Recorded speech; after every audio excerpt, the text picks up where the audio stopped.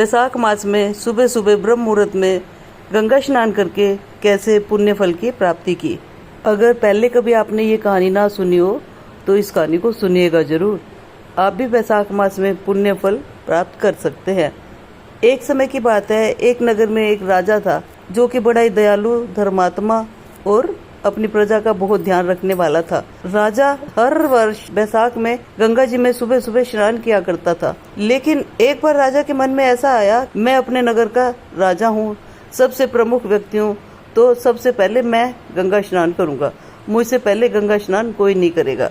राजा के मन में ये विचार आते ही राजा ने अपने नगर में ये मुनादी करवा दी, ये ढिंढोरा पिटवा दिया कि अगर कोई आदमी मुझसे पहले स्नान कर लेगा तो मैं उसे अपना आधा राजपाट दे दूंगा, और अगर कोई औरत मुझसे पहले स्नान कर लेगी तो उसे मैं अपनी रानी बना लूंगा। और साथ ही राजा ने सारे गंगा घाट के किनारे पे सैनिकों का पहरा लगा दिया, जिससे कोई राजा से पहले जाने ही ना पाए। काफी समय बीत गया, लेकिन राजा जब भी गंगा घाट पे जाता तो राजा को वहाँ पे पानी के अंदर लहरें दिखाई देती और गंगा घाट गिल्ला दिखता। ऐसा लगता जैसे कि उससे पहले अभी कोई स्नान करके गया हो। राजा अपने सिपाहियों से पूछता, कौन आया था जो मुझसे पहले स्नान करके गया है? सिपाही कहते कि महाराज, हमने किसी को नहीं देखा। राजा बड़ा हैरान था कि ऐसे कैसे हो सकता है।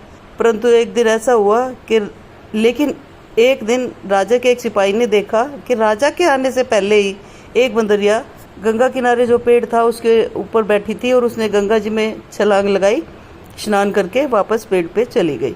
राजा आया तो फिर से वहीं पे सारा गीला था, पानी में हिलोरे से आ रहे थे जैसे कोई अभी अभी पानी में नहा के गया हो। तो सिपाहियों ने कहा, महाराज, आज हमने जो आपसे पहले आता है उसे देख लिया। राजा ने उत्सुकता से पूछा कि कौन है? तो सिपाही बोले कि महाराज, एक बंदरिया है जो कि आपसे पहले स्नान कर जाती है। राजा ने सिपाहियों को आज्ञा दी कि उस बंदरिया को पिंजरे में बंद करके मेरे पास हाजिर करो।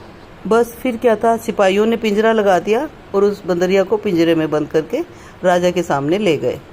बंदरिया जब स्नान करती थी तो बोलती थी, बंदरिया बैशाख नावे, राजा जी से पहले नावे, सौ पोता पावे। और ये बात सिपाहियों ने राजा को भी बता दी। सिपाहियों ने बंदरिया को पकड़ के राजा के सामने प्रस्तुत किया।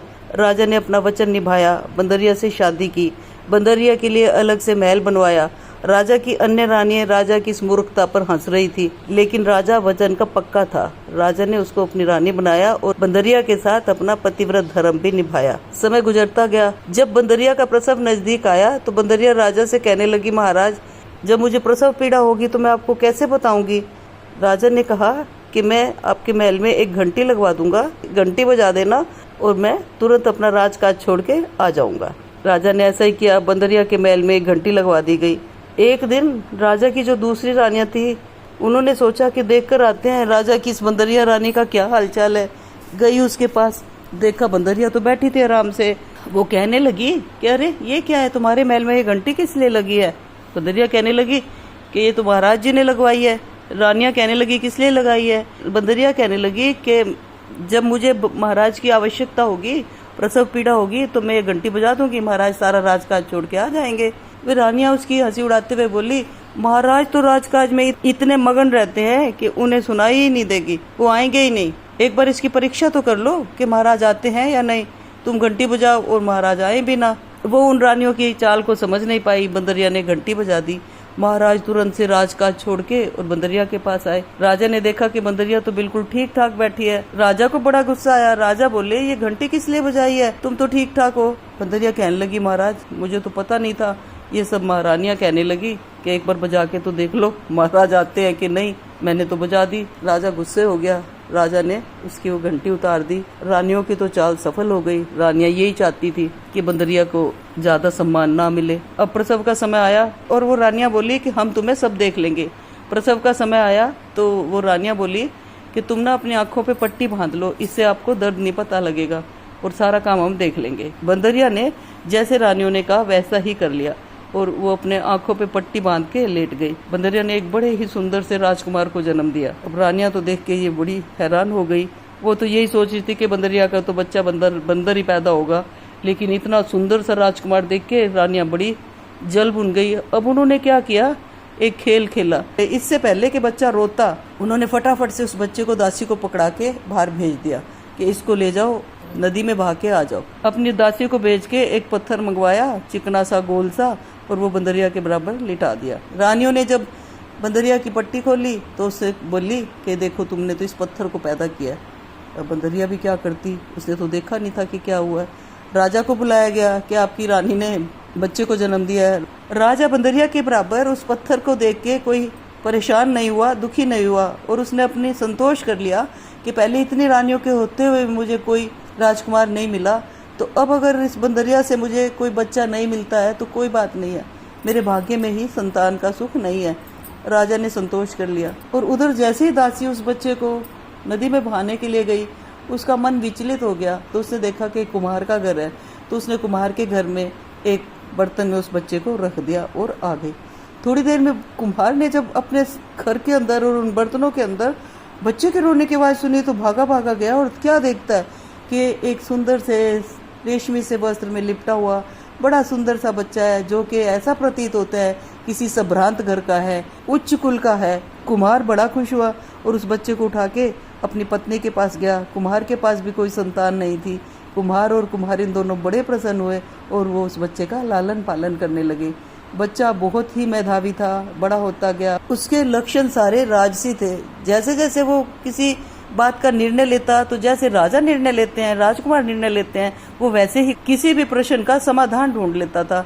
इसी तरह वो खेलता रहता था जंगल में। एक दिन संयोगवश वो बालक कुएं पे खेल रहा था और रानी की दासी पानी लेने के लिए आई, और बातों बातों में उस दासी ने बंदरिया के बच्चे की सारी कहानी बता दी कि बंदरिया के सुंदर सा राजकुमार पैदा हुआ था, जीवित होता। ये जो लड़का यहाँ पे खड़ा है, इतना बड़ा उस बंदरिया का बच्चा होता। राजकुमार तो ये बात सुनते ही भागा भागा गया, अपने पिता से बोला, रानी की दासी को बात करते हुए सुना है।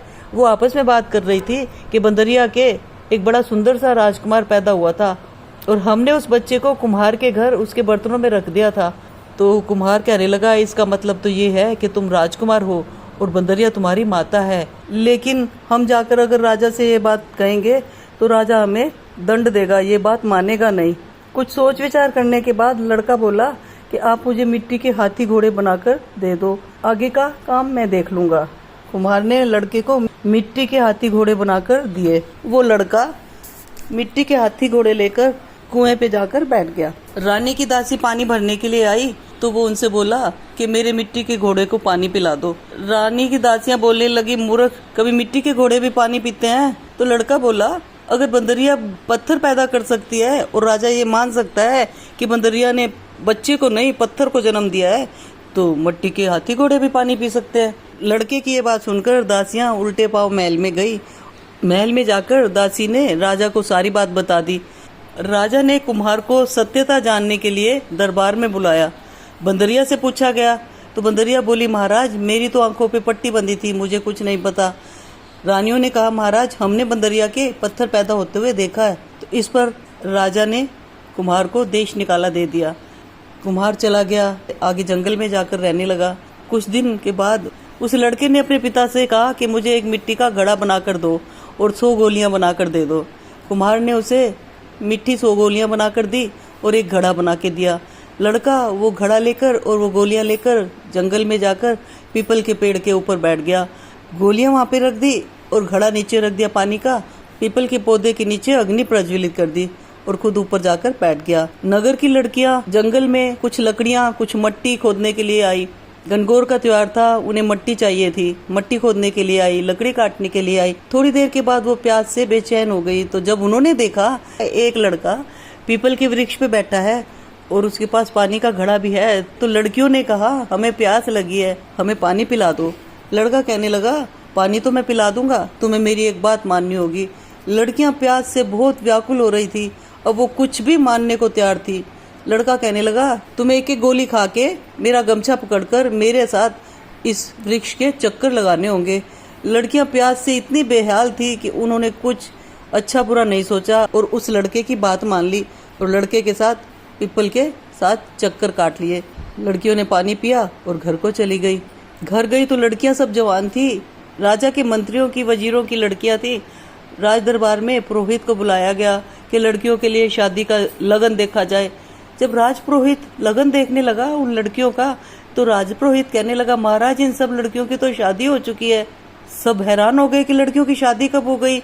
लड़कियों को बुलाया गया और उनसे पूछा गया, ये क्या किया है, तुमने किसी से शादी कर ली है क्या? तो वो कहने लगी, नहीं, पर लेकिन जब हम जंगल में गए थे तो एक लड़का बैठा था पीपल के वृक्ष पे। पुरोहित कहने लगा, तो वहाँ पे अग्नि भी जली हुई थी क्या वृक्ष के नीचे? लड़कियां बोली, हाँ। बोली, हमने उस लड़के के साथ उसका गमछा पकड़ के पीपल के फेरे लिए थे। तो राजपुरोहित कहने लगा, महाराज इन सब लड़कियों की उस लड़के के साथ शादी हो गई है। राजा को बड़ा हैरानी भी हुई, गुस्सा भी आया। राजा सबको लेके जंगल में उस कुम्हार के घर गया और जाकर पूछने लगा। कुम्हार राजा को और इतने सारी लड़कियों को और इन सबको देखकर, राजा वजीरों को देखकर बड़ा हैरान हुआ कि आज सब मेरे घर क्यों आए हैं। राजा ने उस लड़के से पूछा कि तुमने इन सब लड़कियों से शादी की है क्या? वो कहने लगा, हाँ मैंने शादी की है। तो राजा बोला, अब इन सबको अपने पास रख। बोला, मैं तो नहीं रख सकता इनको अपने पास, मेरे पास तो खुद के रहने के लिए घर नहीं है, मैं इन सब 100 लड़कियों को कहाँ रखूंगा। राजा बोला, तुम मेरे साथ नगर में चलो, तुम्हारे लिए वहाँ पे महल बनवाऊंगा। राजा ने उस लड़के के लिए महल बनवा दिया सुंदर सा। वो लड़का उन सब बहुओं के साथ अपने माता पिता के साथ आकर वहाँ रहने लगा। समय के साथ उन सभी लड़कियों ने एक एक पुत्र को जन्म दिया। तो अब लड़का कहने लगा, पिताजी मैं अपने पुत्रों का जश्न मनाना चाहता हूँ, मैं सारे नगर को बुलाकर खाना खिलाऊंगा। कुम्हार कहने लगा, ठीक है। कुम्हार खुद जाकर राजा को बुलाकर आया, रानियों को लेकर आने के लिए आग्रह करके आया। तो राजा भी अपनी सारी रानियों को लेकर वहाँ पर आया। राजा और रानियां उस कुम्हार के महल के में पहुंची तो लड़का बोला कि महाराज आप अपनी सबसे छोटी वाली रानी को लेकर नहीं आए। तो राजा कहने लगा कि सबसे छोटी रानी कहीं आती जाती नहीं है, वो बंदरिया है, उसको कुछ समझ नहीं है। लेकिन लड़का बोला, मैं उसको लेकर आ जाऊं। राजा ने उसको हाँ कर दी। लड़के के कहने पर राजा ने एक पालकी भेजी और पालकी में बंदरिया को बिठाकर वहाँ पर लाया गया। जब बंदरिया पालकी से उतरी तो उस लड़के ने उस बंदरिया के पाँव छुए, उसको ऊंचे आसन पे बिठाया।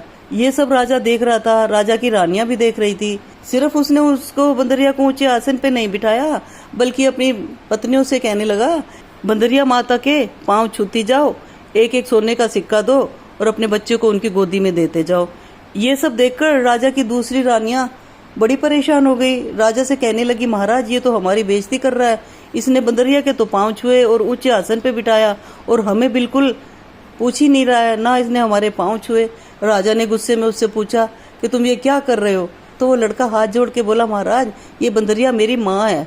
राजा बोला, ऐसे कैसे हो सकता है कि बंदरिया तुम्हारी माँ है? तो उस लड़के ने बताया कि इन रानियों ने धोखे से बंदरिया की आंख पे पट्टी बांध के और वहाँ पे एक पत्थर रख दिया था और मुझे जंगल में मरने के लिए छोड़ दिया था। राजा को बहुत गुस्सा आया। राजा ने उन रानियों को तो देश निकाला दे दिया और उस लड़के को और सारी बहुओं को और 100 पोतों को लेकर अपने महल में आया और बड़े सुख से आराम से रहने लगा। तो बंदरिया जब बैसाख मास में स्नान करते हुए बोलती थी, बांदरी बैसाख नावै, राजा जी से पहले नावै, 100 पोता पावै।